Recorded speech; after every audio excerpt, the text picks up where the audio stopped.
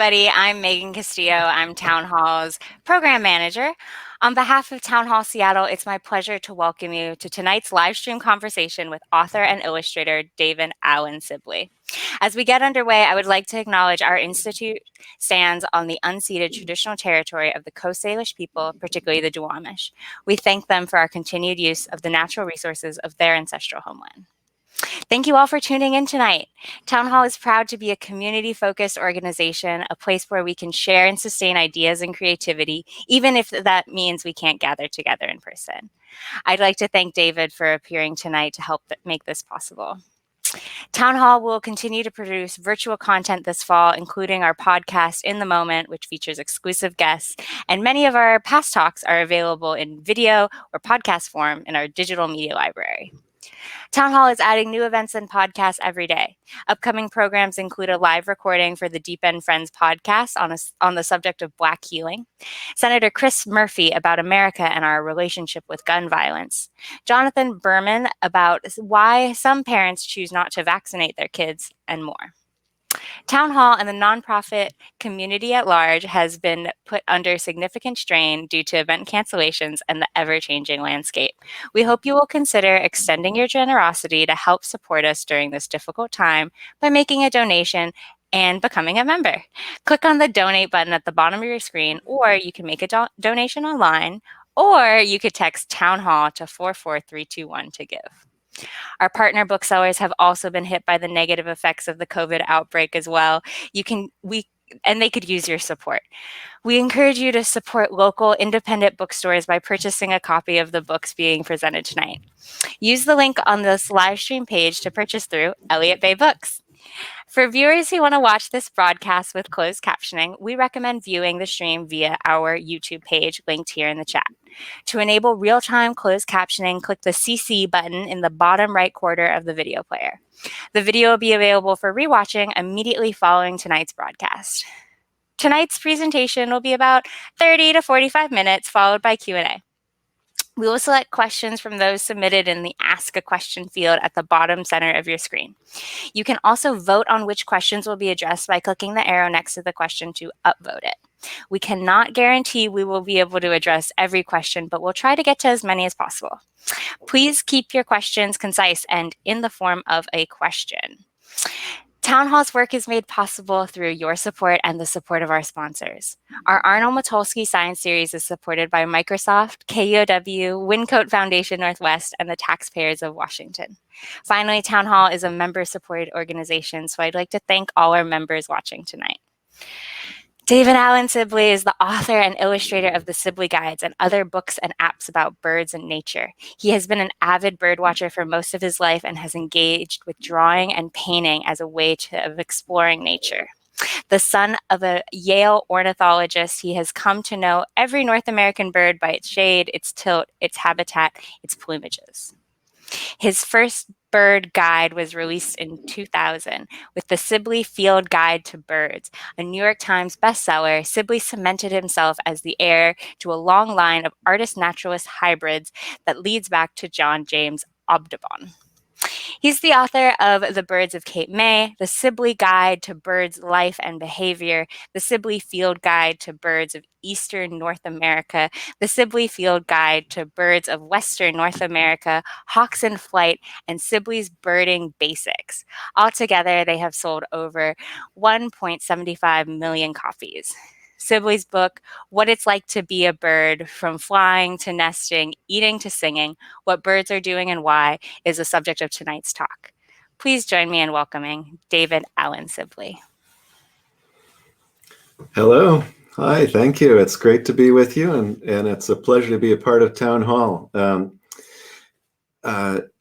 So I'm here talking about my new book that just came out this spring, called What It's Like to Be a Bird. It's quite different from my field guide work, if many of you are probably familiar with that. And I have a slideshow that explains a little bit about the book and some of the highlights, a few of the things, the more interesting things to me in the book. And let me share my screen and run through the slideshow, and then I'll be back to take some questions after. this book, the idea for this book started forming, and it began as an idea for a book for kids. To do a book that would introduce new birders to the world of birds. And I wanted it to be more than a guide to identification, not just a book that would help people identify the birds that they're seeing, but it would tell them a little bit more about what the birds are doing, how birds do the things they do, some of their amazing adaptations, superpowers.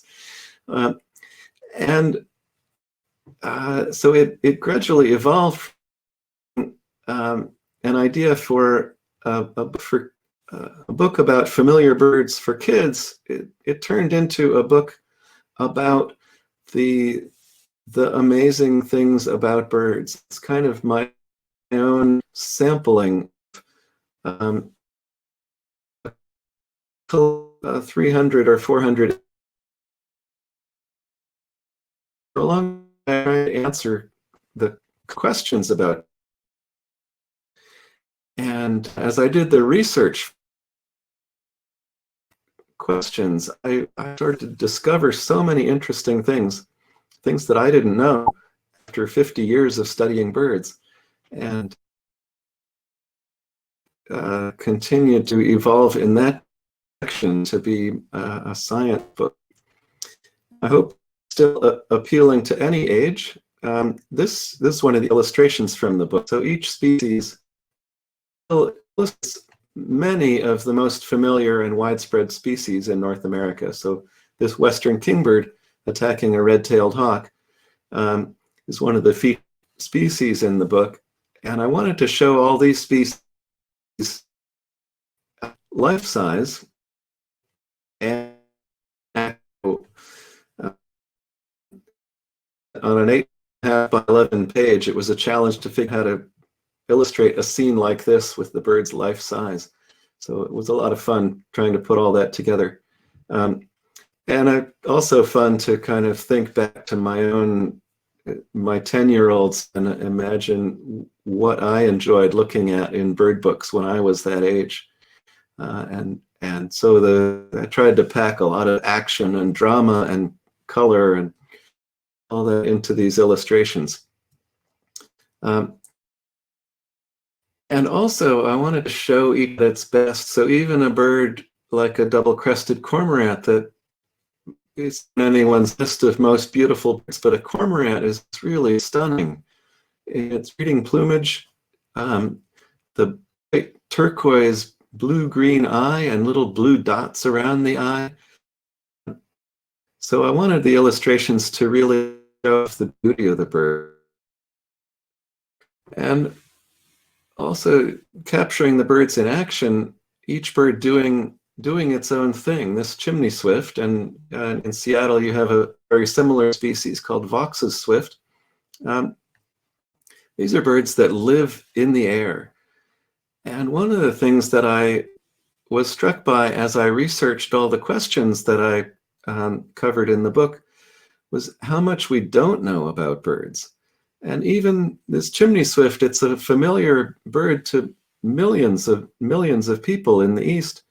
They live in chimneys, or they nest in chimneys. So they're around towns, around houses. Many people in the East see chimney swifts every day in the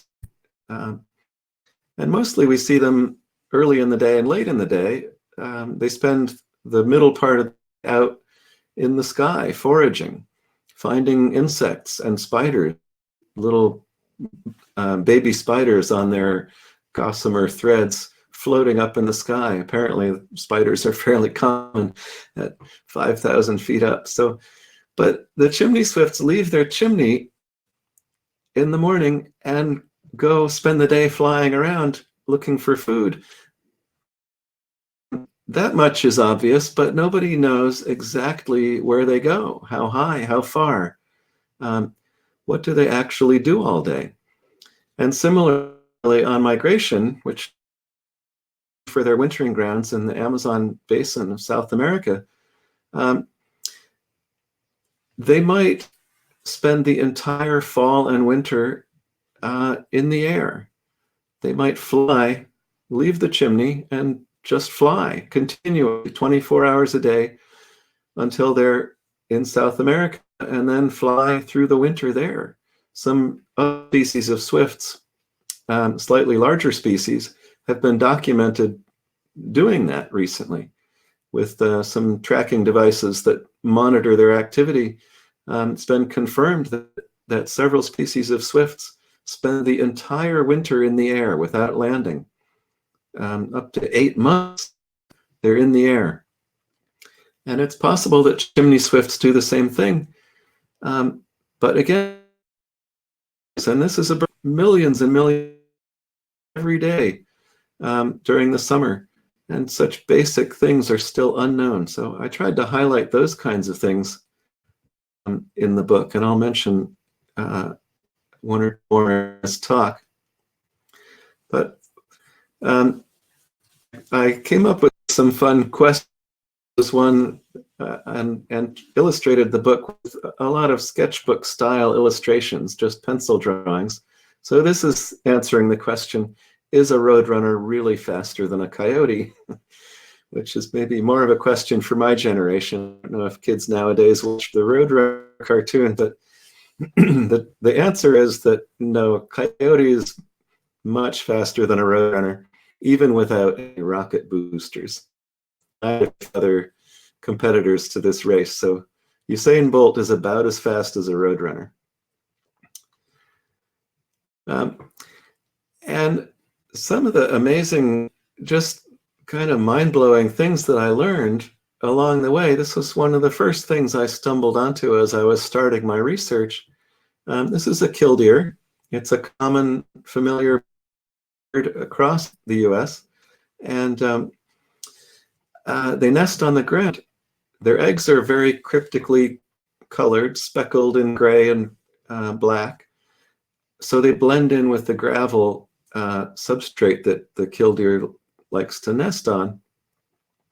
The eggs are very difficult to spot, and they don't build a nest. They just basically create a slight depression in the gravel and lay their eggs there. And the bird itself is patterned in a disruptive coloration, this bold cryptic pattern. So it's not easy to make out the outline of the bird, and not easy to spot it when it's crouching on the ground, incubating its eggs. But all of that is visual camouflage. It helps them from being seen, but I wondered about predators like foxes and skunks that, well, that kill their ground nesting birds. During the nesting season, when they're incubating, they change the chemical composition of the pre into their feathers to a compound that is odorless. And the researchers take samples of the breeding season and non-breeding preen oils, put them in a big warehouse setting, and releasing some dogs into that warehouse, and the dogs found non-breeding samples, the breeding season oil, confirming that a predator hunting by smell would not find this killdeer while it's incubating its eggs. So the killdeer is camouflaged by sight and also by smell. And all ground nesting birds apparently have this adaptation. Ducks, quail, and killdeer and other shorebirds. And then it brings up another question, something that's it seems like a really good idea, having preen oil that's odorless, being odorless and not detectable by smell. So why don't they use that odor preen oil all year? Why do they switch? As far as I know, that question has not been investigated. There must be some advantage to the preen oil, smelly preen oil, so that they use it most of the year. I'm going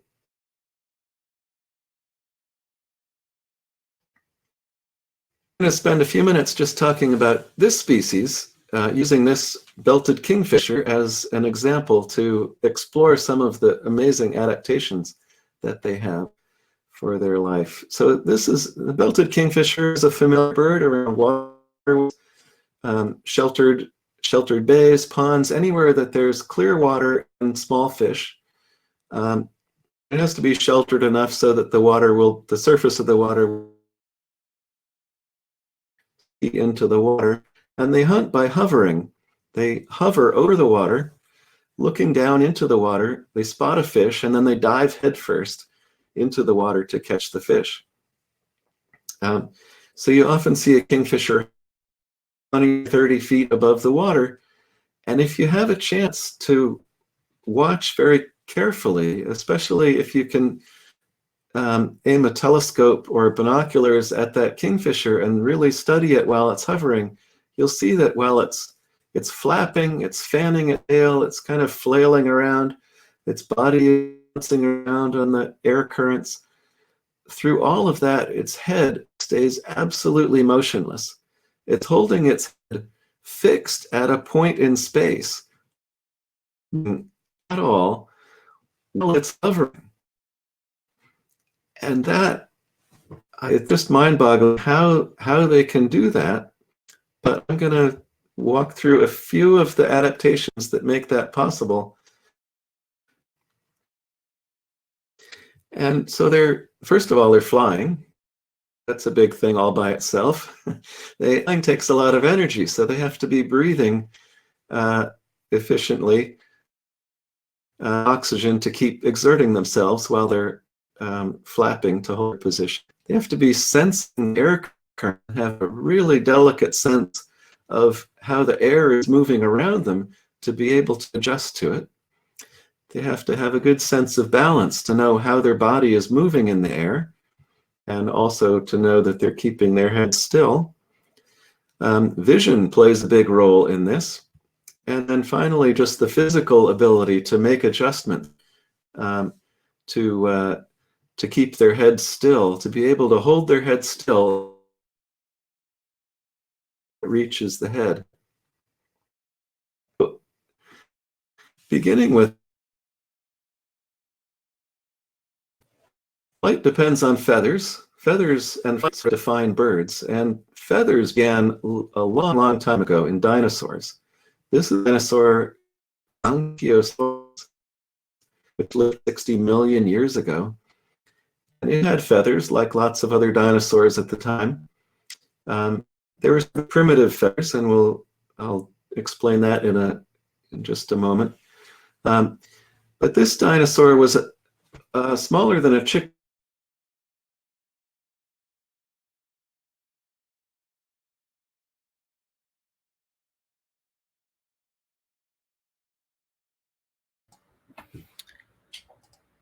Hi, Granules in the feathers. David. So, Hi, David. yes? David, this is Josh. I hate to interrupt.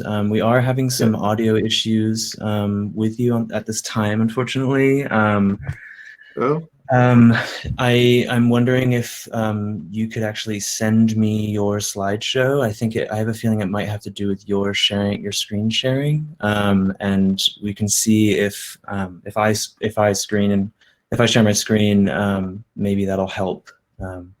So that the application doesn't have to focus on your on sharing your screen and using so much. So is that okay with you?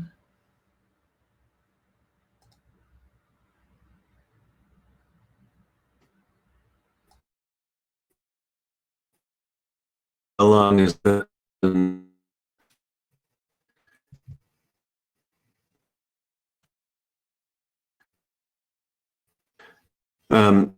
Has this been going on for?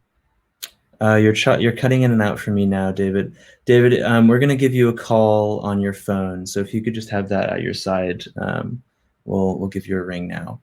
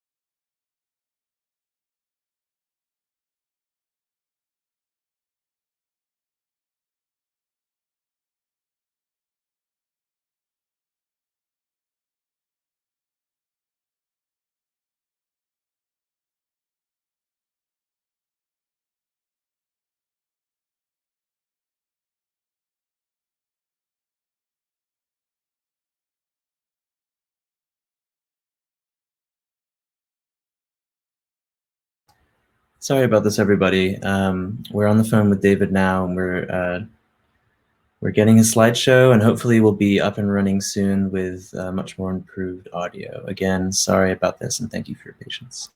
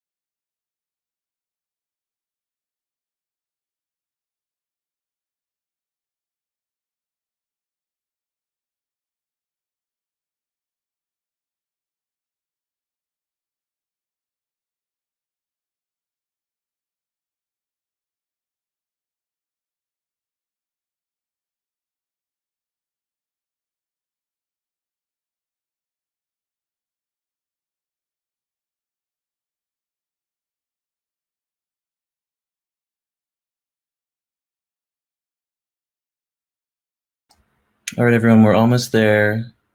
Thank you for bearing with us. Just got to get David back into the room.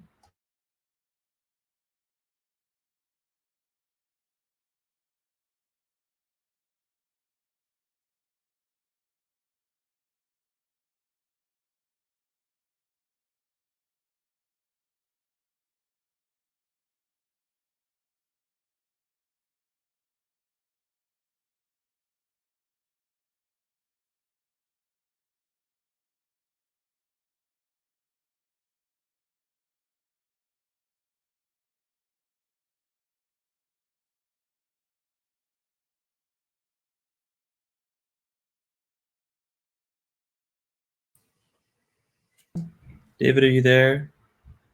Yes, I'm here. Okay, great. Is this slide okay for you? Yeah, Okay, that's a great. good starting point. Yep. Okay, great. Okay, whenever you're ready, you're coming through loud and clear now. Okay. All right. Sorry about the little hiccup there. So I hope that everyone was able to hear most of what went on up to this point. So I was saying that what kingfishers do in the air is so incredible, holding their head perfectly still at a fixed point in space, even while their body is bouncing around, they're flapping, fanning their tail, flailing around to hold their position. And all these different abilities and adaptations are part of that. So flying obviously is key. Breathing to have enough oxygen to exert themselves that way. Sensing the airflow around them and being able to adjust to that, and then having a sense of balance to know how their body is moving in the air to be able to react to make adjustments for that as well. Vision plays a role in this as well.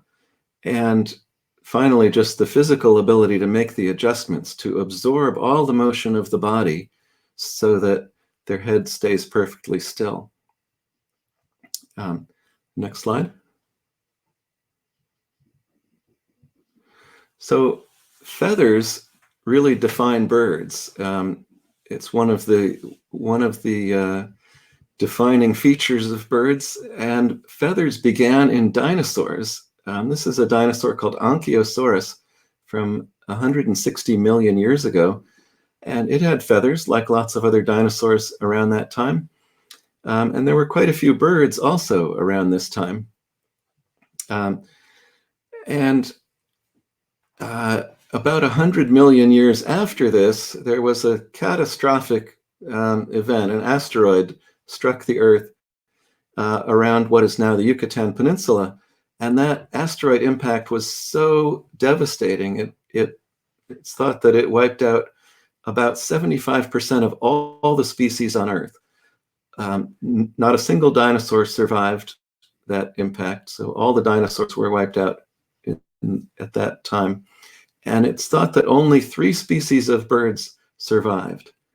There were many species of birds on Earth when that asteroid hit, and 3 species survived, all small ground-dwelling species.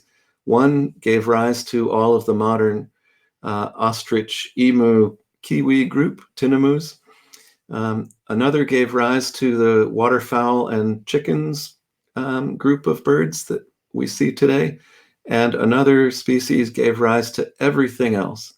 But all of the more than 10,000 species of birds on Earth now, everything from ostriches to hummingbirds, evolved in the last 65 million years from those 3 species that survived the asteroid impact.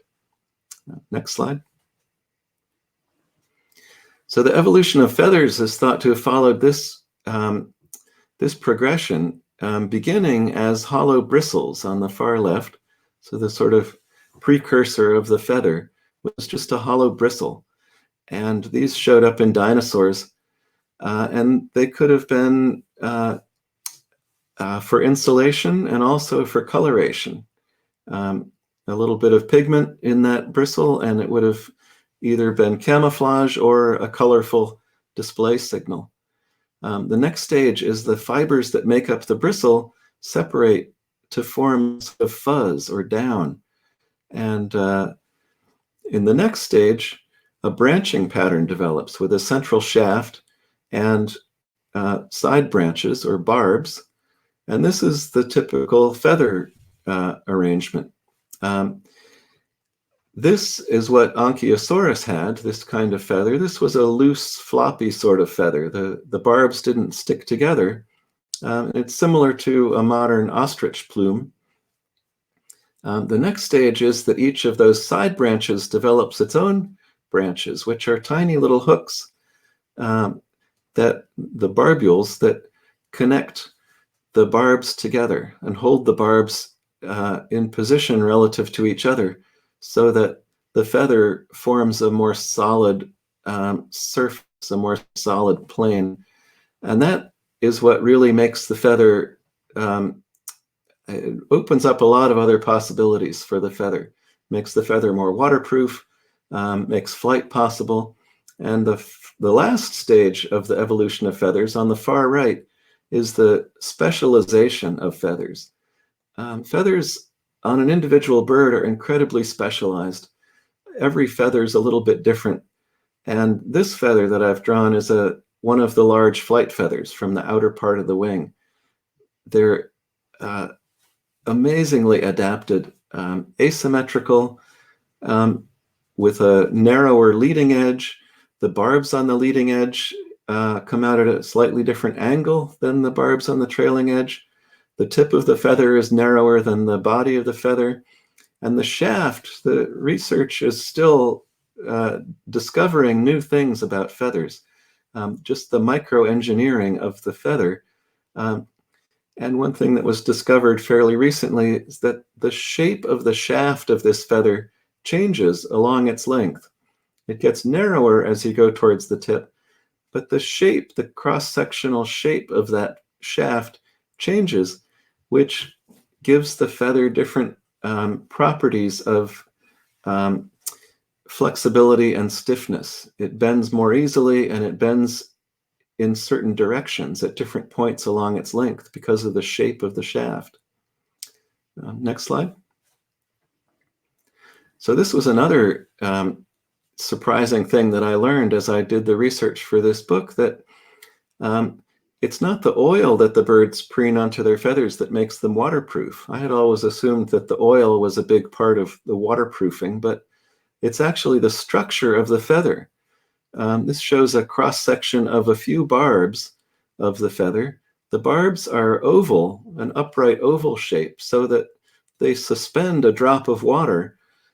The drop of water holds together because of its surface tension, and it makes contact with only a small area on the crests of each barb.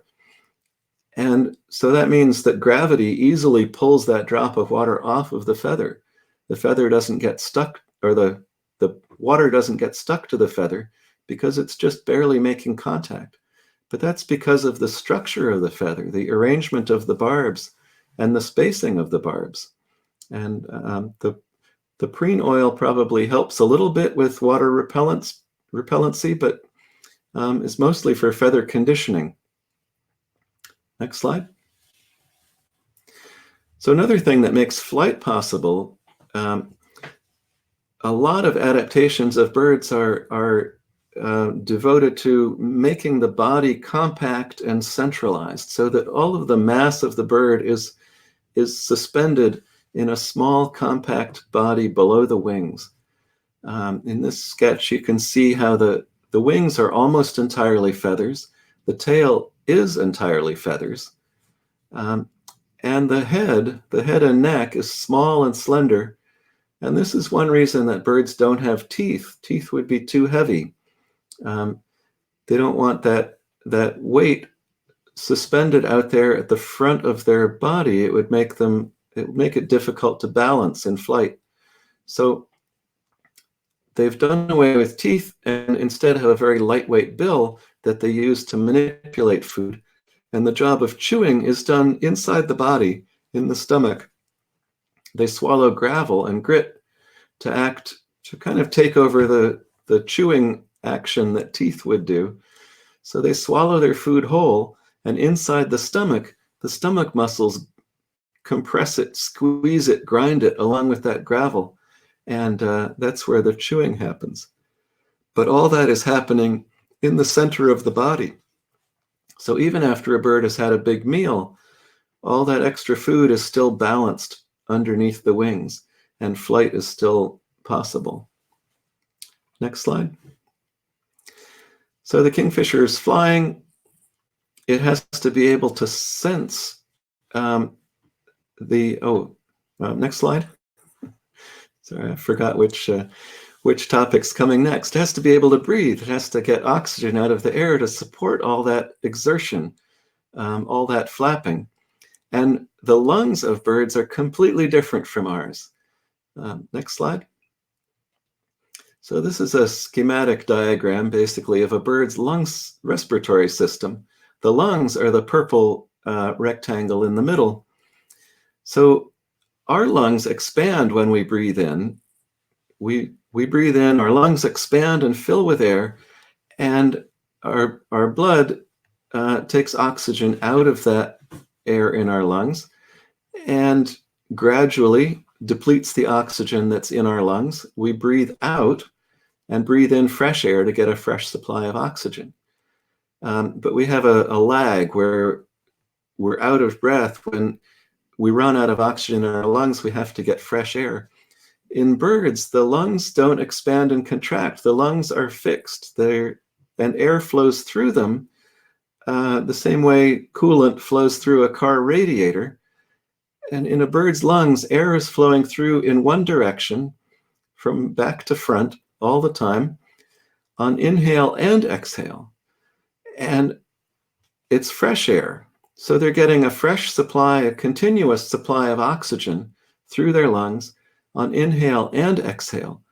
And that airflow is controlled by the air sacs, which are essentially little balloons inside their body that fill up with air as they breathe in and out and control the movement of air, so that as they breathe in, air is pulled forward through the lungs, fresh air full of oxygen. And as they breathe out, air is squeezed out of the air sacs and more fresh air full of oxygen flows forward through the lungs from the rear air sac. So you have never seen a bird that's out of breath. It's safe to say that they simply don't have a problem with getting out of breath. If they overexert themselves, you might see a bird panting. That's because it's too hot, but they don't get out of breath. And it's thought that this respiratory system evolved hundreds of millions of years ago in dinosaurs. When there was less oxygen in the atmosphere, and a sufficient respiratory system was essential. Now,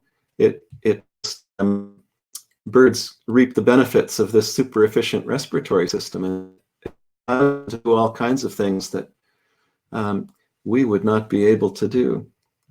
Next slide.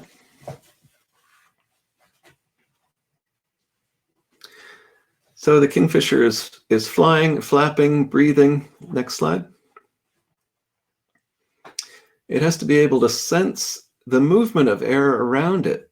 Imagine hanging in midair and being able to adjust by flapping and fanning the tail to hold your body still in the air. So the body is completely covered by feathers and streamlined so that it's easy to fly through the air.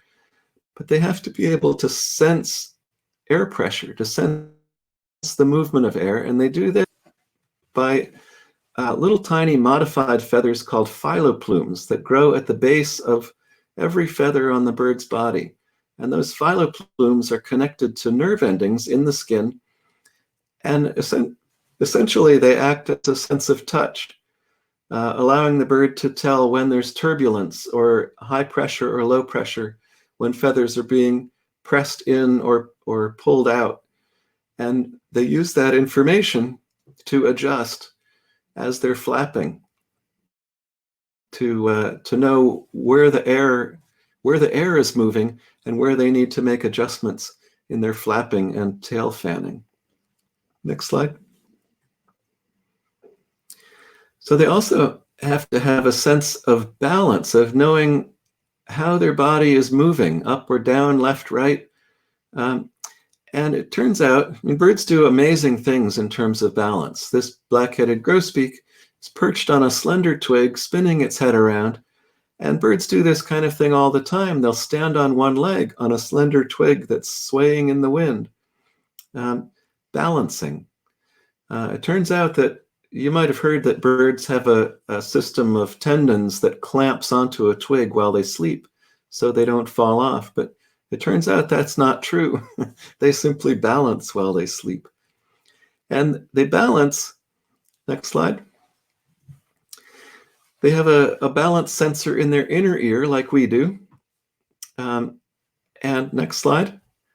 It turns out they have an extra balance sensor in their pelvis, a structure similar to what they have in their inner ear, but also in their pelvis, so they can monitor the balance, the movement of their head and body separately. We only have a balance sensor in our ear. So if you try standing on one leg, you can probably balance there, but try doing that while you swing your head around from side to side, the way a bird would while it's preening or scanning for predators. You'll probably lose your balance and fall over because you can't tell what your body's doing when your head is moving, but a bird can. It's got a separate balance sensor. So the kingfisher is able to take advantage of that and keep its head still even while its body is bouncing around in the air. Next slide. So vision, there's so many adaptations of bird vision, really remarkable adaptations. And the kingfisher is using vision as it holds its position in the air. But I'll begin by talking about one of the adaptations that birds have, which is they process visual information much more quickly than we do. So a video, a movie that we watch, relies on the fact that we can only process images at a rate of something under 30 frames per second, 30 images per second. At that speed, we can't, at 30 frames per second, we can't process the images that quickly. They blur together. We don't see each image clearly before the next one comes along, so they blur together and we see a moving picture. But birds, like this black phoebe, can process information at 70 frames per second or more. So they're more than twice as fast as our processing. And presumably they would see one of our movies as a slideshow, a series of still images, which is what it is. But they process the information quickly enough to be able to see that and see each image. And this is critical to a bird like a phoebe makes its living by snatching insects, little tiny insects out of the air. So imagine tracking the movement of a mosquito in the air, flying up to it and grabbing it out of the air with your bill.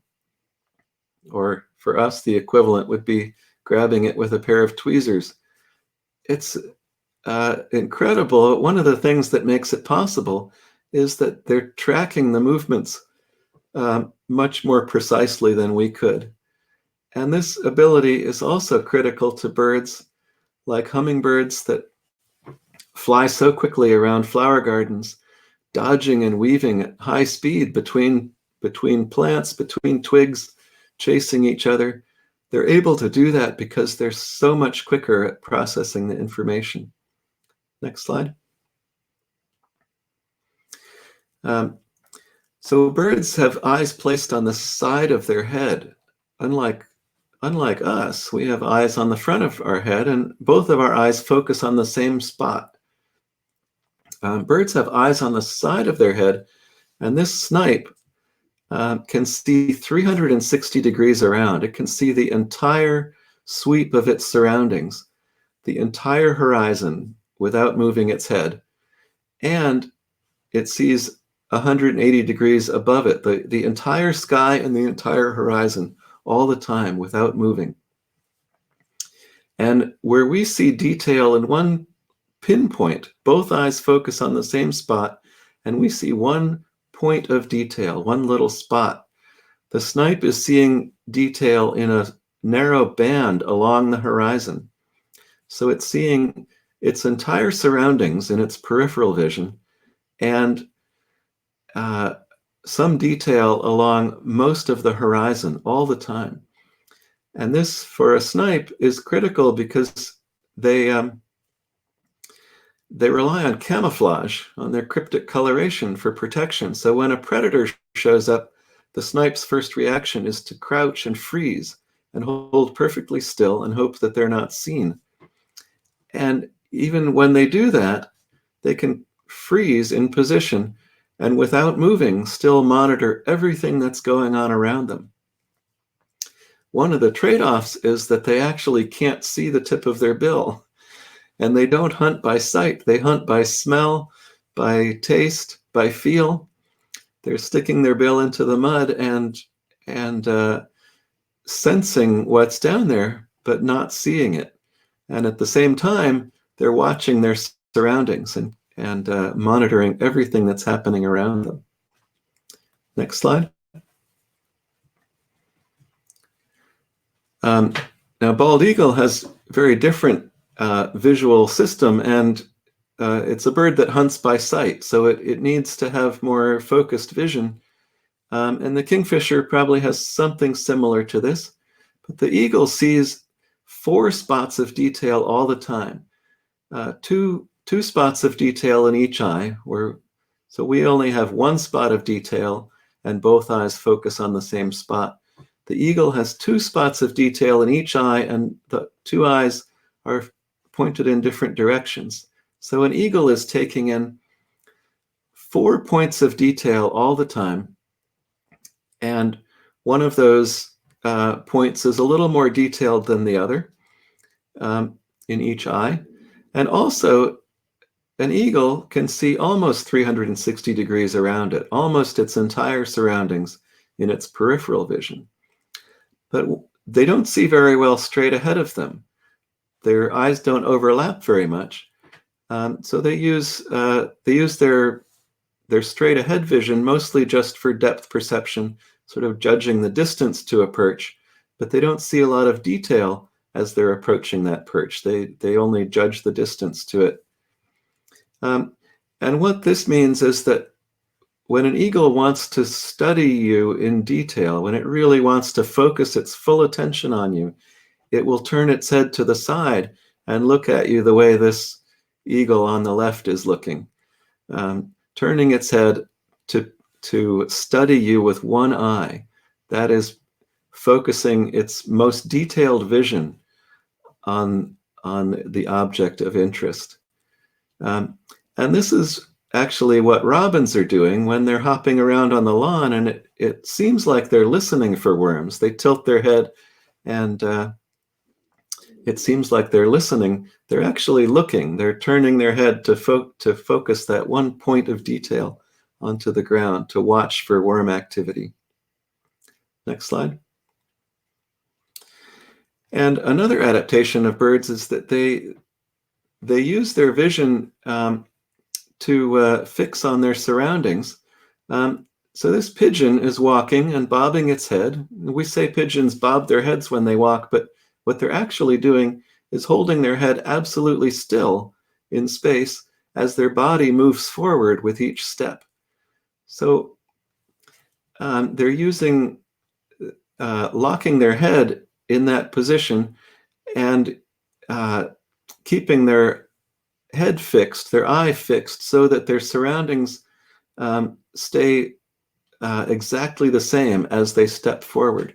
That way they can detect motion, they can see any changes in their surroundings, even while they're walking. So this is an adaptation for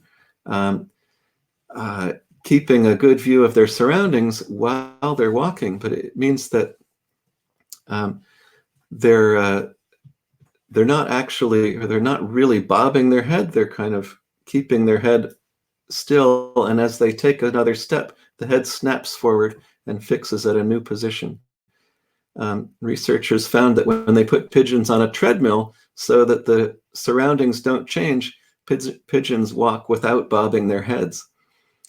And this is similar to what the kingfisher is doing in the sky. It's holding its head at a fixed point in space and probably using one eye and one point of detail to kind of fix on some object around it, some sort of triangulate on some objects in the distance to hold its position, to help it know that it's holding its position in the air, and using its other eye to focus on the water below it and look for fish, look for potential prey. Next slide. The last adaptation that makes all this possible is a long and flexible neck. And owls are famous for their very flexible necks. The myth is that they can turn their head completely around. They can't quite do that. They go about 3/4 of the way around, but all birds can turn their heads more than halfway around and have long and flexible necks, which we don't notice because they're covered by feathers. But the kingfisher is using its neck as a shock absorber to absorb all of the motion of its body before it reaches the head. Next slide. So there's a quick summary of some of the things that are going into this ability. It's still just remarkable to me that they can manage this, to hold a point in space and make all the adjustments necessary to keep their head, their eyes perfectly still. But that is what kingfishers do. Next slide. So I've talked mostly about the physical adaptations of birds, but there's a lot of, in the book, about the sort of intellectual, social adaptations of birds. There's so many remarkable things. Chickadees feed their young mostly insects, even though the adult chickadees will visit bird feeders and take sunflower seeds and other seeds for their own food. They'll find insect larvae, especially green inchworm type larvae for their young. And for the first week or so after the young hatch, chickadees apparently feed a high proportion of spiders to their young. And it turns out spiders are high in an essential nutrient called taurine. And the chickadees somehow instinctively know that this is important and make a very careful selection of diet that they feed to their chicks. It's not just what the chickadees are eating themselves. It's very different from what they're eating themselves. Next slide. Birds are very intelligent. Crows and ravens on some tasks perform as well as a 5-year-old human, better than dogs. Crows understand the concept of fair trade, and a lot of this research has been done right around Seattle. There's some really well-known crow researchers around Seattle and discovered that as they tried to do research on crows involving trapping crows, the crows recognize the researchers who have trapped them, who have given them an unpleasant experience. And the crows avoid those researchers and avoid getting trapped again. And then, remarkably, the crows communicate that information to other crows, to not just recognize the individual person, that individual human, but to communicate that information to other crows who have never been trapped, to say, hey, see that person, watch out for them. That's the kind of social information that crows and other birds are sharing. Next slide. And jays hide a lot of acorns to survive the winter. And if they notice that another jay is watching them while they hide an acorn, they'll sneak back a few minutes later, uncover that acorn, and hide it somewhere else where they're not being watched. They understand the risk, that the intention of the other jay might be to come back and steal that acorn for themselves. So this is again, just a sampling of some of the stuff that's in the book, some of the things that I learned as I was writing it. I had a lot of fun putting it all together. I hope you enjoy reading it and learning from it, and I hope it gives you some sense of what it's like to be a bird.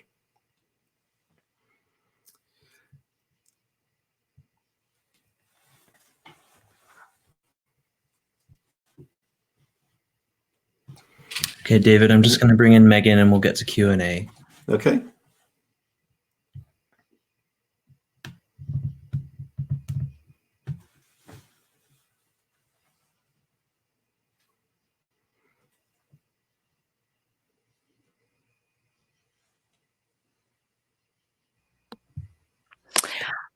Okay, Q&A time. Ready? Okay, so our first question is from Linda. Where do birds go when air quality is extremely dangerous with wildfire smoke?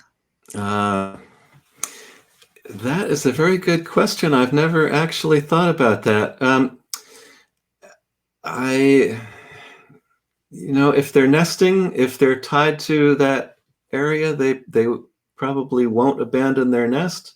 This time of year, birds are almost all finished nesting, so they would be free to move, and a lot of species are migrating south. But I don't know if birds avoid smoke. That's a very good question. There's a lot of research on birds avoiding storms, and some really remarkable observations recently of birds that were tagged with tracking devices, and birds flying hundreds of miles to get out of the way of an approaching storm, and then coming right back after the storm has passed. So they're capable of doing some really remarkable things, and if they do want to get away from the smoke, they have the ability. They can fly hundreds of miles and find some clearer air. But I don't know if there's any evidence that they avoid smoke. I'll have to look into that. Awesome. Well, that's a great question. Continuously thought-provoking. Yeah. All right, our next one. Why do baby gerbies, I'm not sure if I'm pronouncing that right, it's Grebes. Why do baby gerbies have such bright, striking patterns? They seem very conspicuous to me, even without their constant loud chirping. I haven't been able to find out what this adaptation is for. That question's from Britta. Yeah, the grebes. Grebes. And well, first of all, you're lucky to be in a place where you see baby grebes and hear them. That's pretty cool. Yeah, they have remarkable patterns on their heads and necks, those striped patterns. And I imagine that it's probably a cryptic coloration. It's probably meant to make them blend in with their surroundings. They're obviously going to be conspicuous when they're out in the open on the water, but if they're hiding back in the edge of the grass, kind of at the edge of a marsh, that striped pattern might break up their outline a little bit, the way the black and white markings on a killdeer break up its outline. That would be my guess. Young birds, baby birds like that, really, the only need they have for coloration is camouflage. They're not trying to send any signal to any other birds. They're not trying to display a bold color that will show off or intimidate another bird. They're just trying to hide and not be seen. So I think it's a safe assumption that that's a cryptic pattern that is meant to hide them. Awesome. All right. Thank you for that question, Britta. Our next one is from Carolyn. Are people watching birds more during this time of COVID? Yes, absolutely. I've heard from so many people and seen the evidence all around. Everyone I know who works in this field is saying that they're getting so much more interest, and I think it's it's fantastic. I'm thrilled that more people are enjoying bird watching, but it really, I think it speaks to the value of just connecting with nature. It's very calming and reassuring. There's many poems about this. Hope is the thing with feathers, and just the reassuring quality of the passage of seasons, the sunrise and sunset, the cycles of nature. And bird watching is a way to connect with that that's very accessible, and you can do it anywhere, even from inside your house, you can watch birds. So I think that's a big part of why it's been so popular in this stressful time. Thank you. That's such a beautiful reflection on watching birds during this tough time. Okay, our next one. Do those dinosaur or post-dinosaur bristles relate in any way to quills or spines on creatures like hedgehogs? And that question is from Sherry. I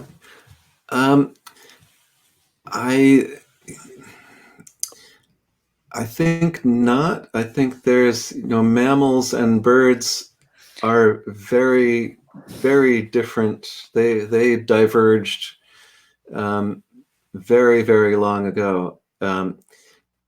So those, they're related in the sense that they're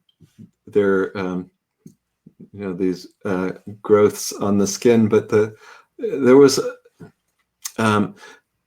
a long-standing sort of assumption, or a common assumption, that feathers evolved from scales. Reptiles have scales like snakes and lizards, and feathers have a sort of similar shape, a fan-shaped pattern and a rounded tip. But no, feathers started as these hollow bristles and gradually evolved. And I think the hollow bristles of something like a hedgehog, or reindeer hair is hollow, things like that, it's evolved independently, probably for different reasons, or maybe for the same. A lot of that's for insulation, but anyway, I think it's probably all evolved independently at different times. Excellent. Thank you. All right, our next one from Karen. What kind of learning curves do birds have? We have had failed nests around our house this year and have also had seen a young pleated woodpecker be clumsy, falling off a deck railing. Yeah, they learn a lot. There's a lot of learning going on. They learn by watching other birds. They learn by doing, obviously. All animals are very good at pattern recognition, of seeing something happen, associating it with something that came before, and either doing more of that or less of that, depending on the result they want. So all of that, yes, is going on. And baby birds are clumsy. It takes them a while to figure out how to work all their parts, how to fly, how to manage the movement of air and the takeoff and the landing, all of that. They're remarkably good at it, and to some extent, it's a lot like one of us learning to walk.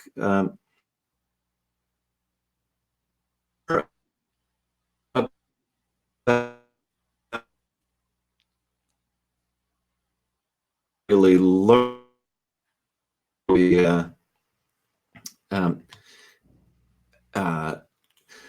We just have the muscles and the coordination to be able to do it, and then the sort of doing it over and over. All of that is lots of research.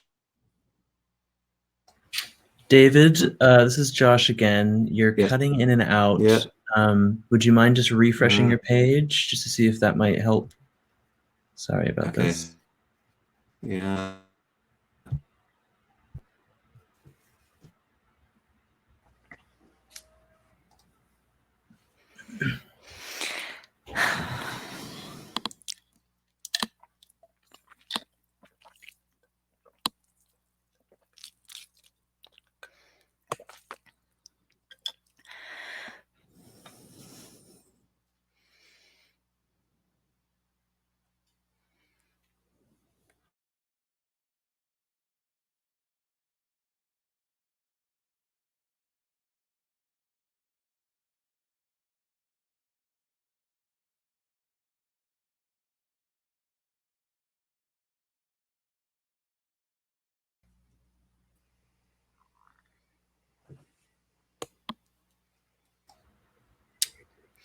Mhm. All right.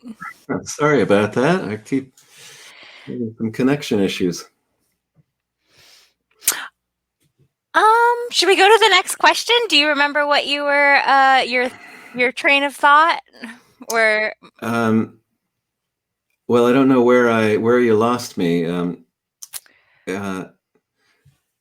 I think I was talking about birds and learning. Oh, yeah, there was an interesting study in Britain, I think, of birds related to chickadees. So they took these birds took a few individuals into captivity and taught them how to operate um, a little puzzle, a sliding door with food behind it. And in some cases, the door slid to the left, and in some, it slid to the right. The birds learned the task, and then they put those birds back into the wild in this very carefully studied population. And they put a bunch of these puzzles around in the woods and let the birds operate and solve the puzzles out in the wild. And all of the other birds learned very quickly by watching the birds that had been trained by spending a few weeks in captivity. So the birds that knew how to operate the puzzles showed all the other birds how to do it. And one of the interesting things was that the birds that had been trained with a left sliding door always operated the door that way. And all the birds who learned from them operated the door that way. And the ones that had learned a right sliding door always operated the puzzle that way.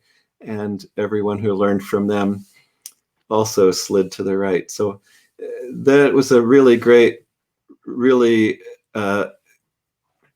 study to document how birds learn from each other. And it was very quick that these the birds that knew how to operate the puzzle showed all the other birds in the wild how it worked. And so there's all kinds of stuff like that going on all the time. One bird will figure something out, and other birds will see it working and take advantage of that and start doing the same thing. fascinating. Absolutely fascinating. Okay, I want to jump to some of our questions being submitted by some of our young bird watchers in the Great. audience. So this one's from Evelyn, age 8. Geese in our area fly back and forth each day. Why do they do this? Today it was smoky for the first time, and they weren't in a V, but flying in a straight line. Why was that? Yeah, so they fly back and forth because they're going from a roosting area, which might be a pond where they can spend the night on the water where they're safe from predators, so no coyote or fox is going to get out into the water and catch them. So they'll spend the night at a place like that, and then in the daytime they go out to feed. So they're always going to be flying back and forth on these regular routes to favorite spots. And they fly in lines or V's. It doesn't really matter. They're flying in that formation because they actually get a little boost from the bird in front. The bird in front is creating a little bit of an updraft off of the tips of their wings. So it's the V formation happens because the birds, they want to fly in the updraft that's coming off the tips of the wings of the bird in front of them. So they don't fly directly behind it. They fly a little bit off to the side. And the next one behind them flies a little bit off to the side. And that makes a V.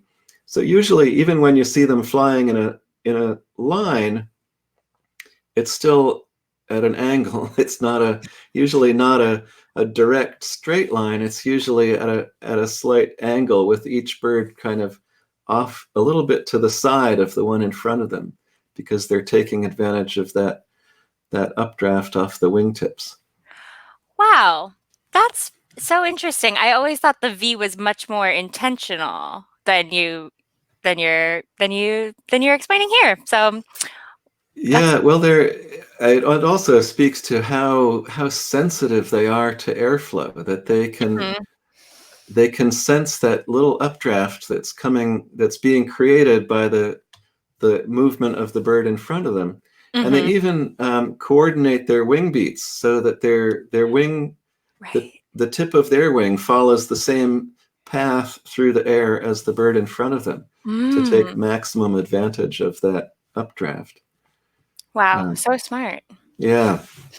Okay, so our next one is from an 8-year-old bird fan named Felix. What species stays the longest in their egg before hatching?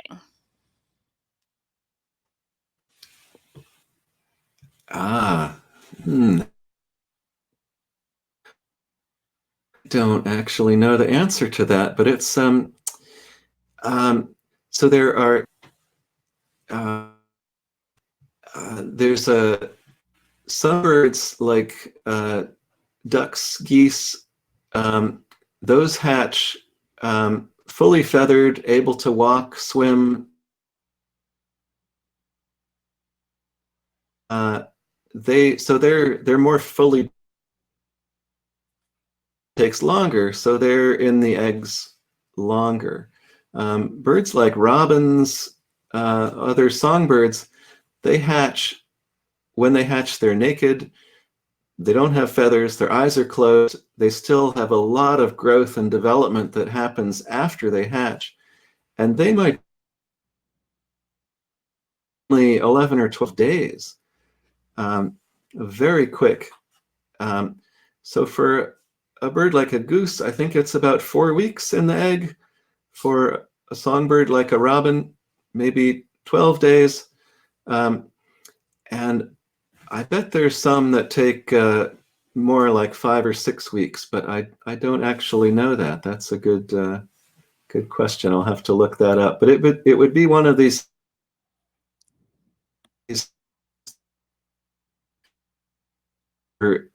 going through a lot of their development inside the egg. Their abilities more fully developed. Excellent. All right. Well, I know we're kind of our program has gone a bit long because we've had a couple hiccups, but I think we're kind of at a good stopping point. If you feel good, David. All right. Yes. I just Hiccups, want to. but happy we were able to get to the questions. Yeah, I think we got to quite a few. I know we weren't able to get to all of them, but we have way too many to get to all of them. We would have you here all night, and you're joining us from the East Coast. So, I want to respect your time. And also, folks, you got to get the book. Yeah, you got to get the book, and you got to get it from Elliott Bay. If there was, something that you wanted to hear more about, I'm sure it's in the book. And I bet David's other titles are available at Elliott Bay as well. So, yeah. Hit that buy the book button. Thank you so much for tuning in. I want to plug, we have another bird event coming up on September 12th with Wenfei Tong. So if you enjoyed this program and if you're itching for more fun bird info, tune into that one, September 12th. All right. Thank you, everybody. Thank you for your patience as we figured it all out. I think it was an excellent program. I had a lot of fun chatting with David. Again, get the book from Elliott Bay. Thanks for joining us, and hopefully we'll see you on September 12th.